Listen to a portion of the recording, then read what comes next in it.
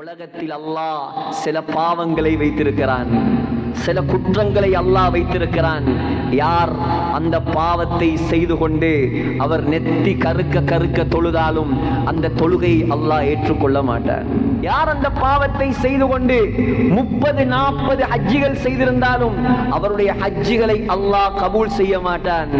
கபூலே இசாபி உண்டாகாது, கபூலே இஜாபி உண்டானாலும் கடமை நிறைவேறினாலும் அமல்களுக்கு கூலி கிடைக்காது, துஆ கபூலாகாது, பரக்கத் உண்டாகாது, அல்லாஹ்வுடைய சாபம் வரும். ஆனால் அந்த பாவத்தை நாம் பாவமாக நினைப்பதே கிடையாது.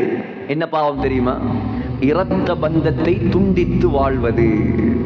சஹீஹுல் புகாரி முஹம்மத் ஸல்லல்லாஹு அலைஹி வஸல்லம் சொன்னார்கள், லா யதுகுலுல் ஜன்னா, சொர்க்கம் நுழைய மாட்டான், காத்திஉ ரஹீம், இரத்த பந்தத்தை இந்த உலகத்தில் யார் துண்டித்து வாழ்கிறானோ அவன் சொர்க்கம் நுழைய மாட்டான். ஒரு பாவத்தால் செய்த அமலெல்லாம் நாசமாகிறது. முஸ்னத் அஹ்மதில் வரக்கூடிய சஹீஹான ரிவாயத், ஸல்லல்லாஹு அலைஹி வஸல்லம் சொன்னார்கள், ஒவ்வொரு வெள்ளிக்கிழமை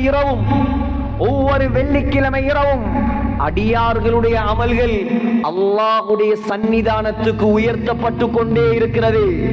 ஆனால் அல்லாஹ் எல்லாருடைய அமலையும் கபூல் செய்வான். ஃபலா யுக்பலு அமலு காத்திஇ ரஹீம், யார் இந்த உலகத்தில் இரத்த பந்தத்தை துண்டித்து வாழ்கிறானோ அவனுடைய அமலை அல்லாஹ் ஏற்றுக்கொள்ள மாட்டான், தூக்கி வீசி விடுவார். எவ்வளவு கை சேதம் சகோதரர்களே! இன்று நம்முடைய பெண்களிடத்தில் இதெல்லாம் பாவமே கிடையாது. ஒரு திருமணத்துக்கு சொல்லாவிட்டால் 2 வருடங்கள் பேச மாட்டார்கள். சொல்லுங்கள், உன்னால் இந்த ஊருக்கே ரஹ்மத் இறங்காது. முஹம்மது ஸல்லல்லாஹு அலைஹி வஸல்லம் இமாம் புகாரி அதபுல் முஃப்ரதில் பதிவு செய்திருக்கிறார், இமாம் பைஹகி பதிவு செய்திருக்கிறார். ஸல்லல்லாஹு அலைஹி வஸல்லம் அரஃபா மைதானத்தில் இருந்தார்கள். அரஃபா மைதானம் ஹஜ்ஜத்துல் வதா, இந்த இஸ்லாமிய மார்க்கம் பூர்த்தியாக்கப்பட்ட இடம் அது. ஸல்லல்லாஹு அலைஹி வஸல்லமோடு 1,24,000 சஹாபாக்கள் ஹஜ்ஜி செய்த இடம் அது. முஹம்மது ஸல்லல்லாஹு அலைஹி வஸல்லம் அந்த அரஃபாவில் ஜபலுர் ரஹ்மா என்ற மலையில் ஏறி முழு உம்மத்துக்கும் செய்த கடைசி பேருரை. 1,24,000 சஹாபாக்களும் இஸ்லாத்தை வளர்ப்பதற்கு முடிவெடுத்த இடம் அது. சகோதரர்களே, நபியுடைய மௌத்தை அல்லாஹ் அறிவித்த இடம் அது. நபி அலைஹிஸ்ஸலாம் 63 ஒட்டகங்களை தன்னுடைய கையால் அறுத்து குர்பான் கொடுத்த இடம் அது. மனைவி ஆயிஷாவுக்காக மாடறுத்து குர்பான் கொடுத்த இடம் அது. உலக வரலாற்றில் நடந்த மிக முக்கியமான நபி சரித்திரம் அந்த அரஃபா. அந்த அரஃபாவில் ஸல்லல்லாஹு அலைஹி வஸல்லம் ஒரு சத்தம் போட்டார்கள், ஒரு விஷயத்தை சொன்னார்கள், லா யுஜாலிசுனல் யௌம் காத்திஉ ரஹீம். இந்த அரஃபாவில், இந்த ஹஜ்ஜத்துல் வதாவில், இன்றைய நாளில், துஆ கபூலாக கூடிய நாளில் ஸல்லல்லாஹு அலைஹி வஸல்லம் சொன்ன வார்த்தை, இன்று யாரெல்லாம் இந்த மைதானத்தில் இரத்த பந்தத்தை துண்டித்து விட்டு மாமாவோடு பேசாமல், மாமியோடு பேசாமல், நானாவோடு, தம்பியோடு, தாயோடு, தகப்பனோடு உறவில்லாமல் இந்த அரஃபாவில் உட்கார்ந்திருக்கிறீர்களோ, ஃபல்யகும் அன்னா, அவர் தயவு செய்து எழும்பி போகட்டும். இந்த அரஃபாவில் அவருக்கு உட்கார்றதுக்கு தகுதி இல்லை. அவர் அரஃபா மைதானத்தில் நம்முடன் உட்கார வேண்டாம் என்றார்கள். இதே அறிவித்தலை நம்முடைய ஊரெல்லாம் ஒன்று கூட்டி நாம் செய்தால் எத்தனை பேர் மிச்சமாக இருப்பார்கள் என்று தெரியாது. ஏன்? ஒவ்வொரு குடும்பத்துக்குள்ளும் சண்டை. கேவலம் சகோதரர்களே, அன்னை ஆயிஷா ரலியல்லாஹு அன்ஹா உலகத்தின் சொர்க்கத்தை விட்டு கொடுத்தார். உலகத்தின் சொர்க்கம், உலகத்தில் அல்லாஹ் மஹ்ஷர் மைதானத்தை வைத்திருக்கிறான், அதுதான் பலஸ்தீன்.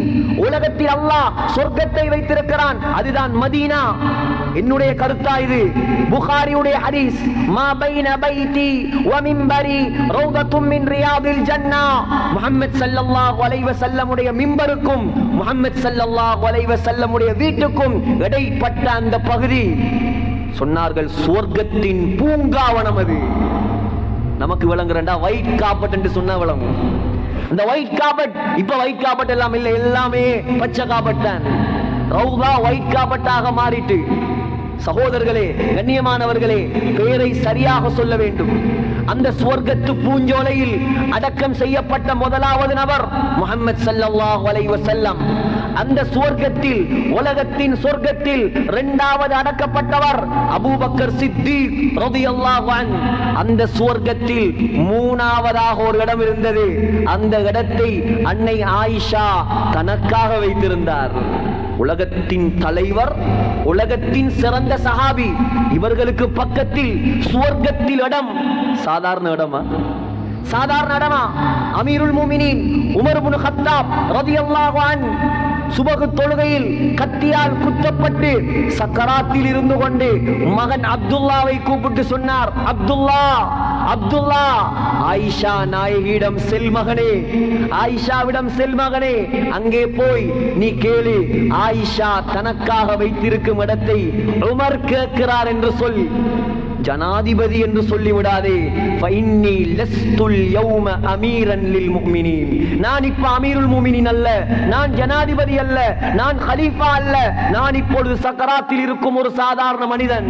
ஜனாதிபதி என்று சொல்லாமல் உமர் கேட்கிறான் என்று சொல்.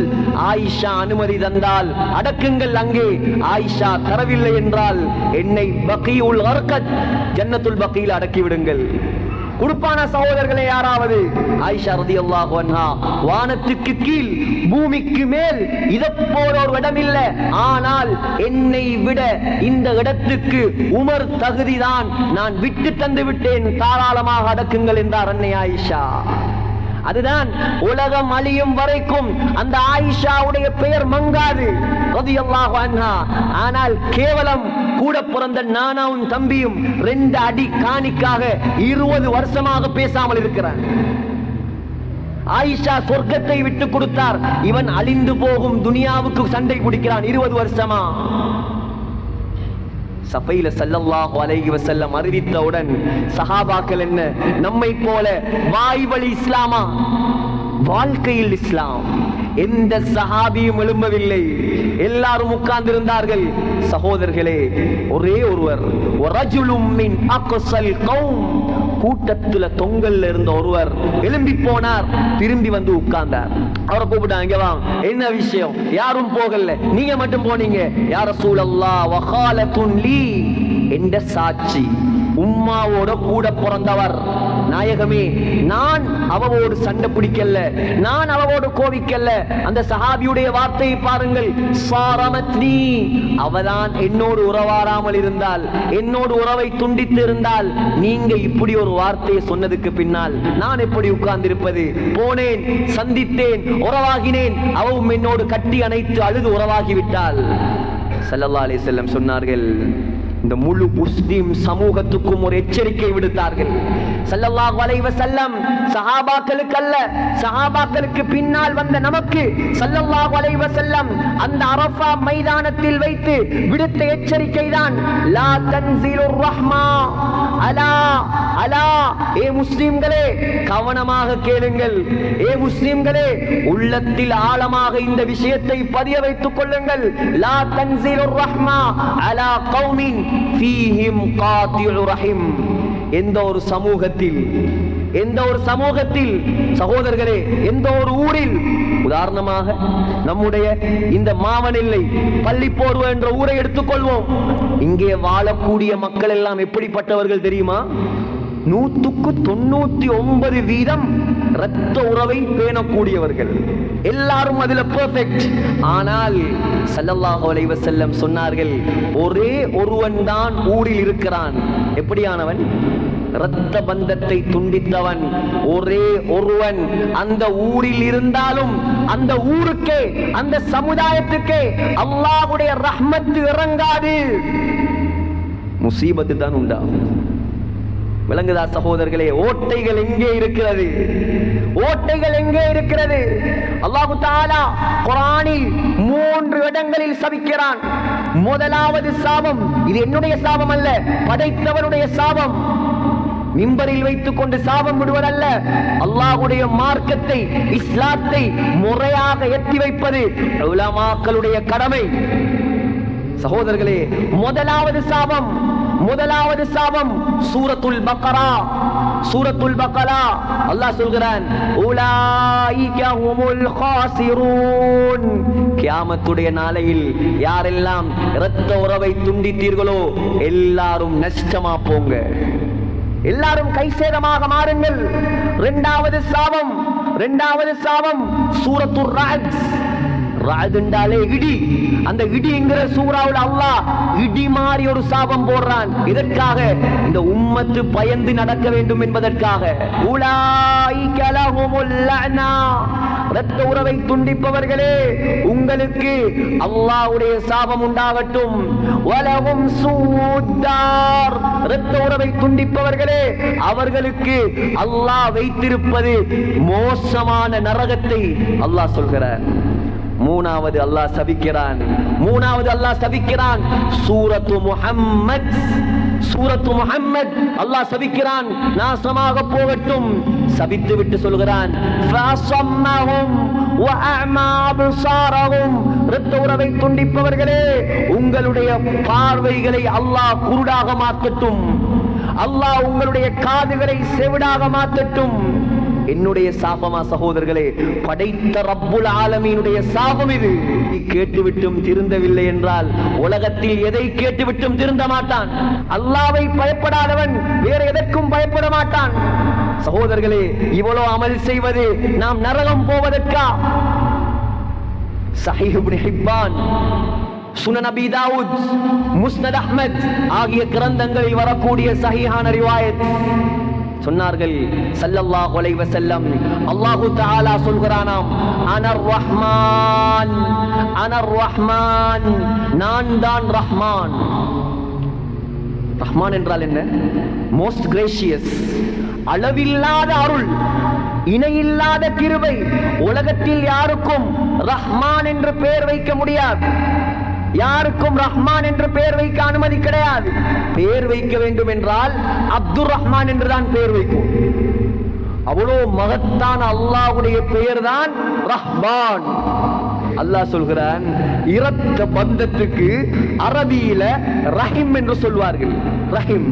அல்லாஹ் சொல்கிறான், இரத்த பந்தத்துக்கு ரஹ்மான் என்ற என்னுடைய பெயரில் இருந்துதான் நான் ரஹீம் என்று பெயர் வைத்தேன். சுப்ஹானல்லாஹ். ومن وصلها وصلته ومن قطعها قطعته. யாரெல்லாம் அந்த இரத்த பந்தத்தை சேர்ந்து நடப்பீர்களோ உங்களை நான் என்னோடு சேர்த்து சொர்க்கத்துக்கு அனுப்புவேன். யாரெல்லாம் இரத்த பந்தத்தை துண்டித்து வாழ்வீர்களோ அவர்களை நான் சொர்க்கத்தை விட்டும் கட் பண்ணி நரகத்தில் தூக்கி போடுவேன். முஹம்மது ஸல்லல்லாஹு அலைஹி வஸல்லம் இன்னும் சொன்னார்கள், சஹீஹ் முஸ்லிமிலும் வருகிறது, பிக்திலாஃபின் யஸீர்.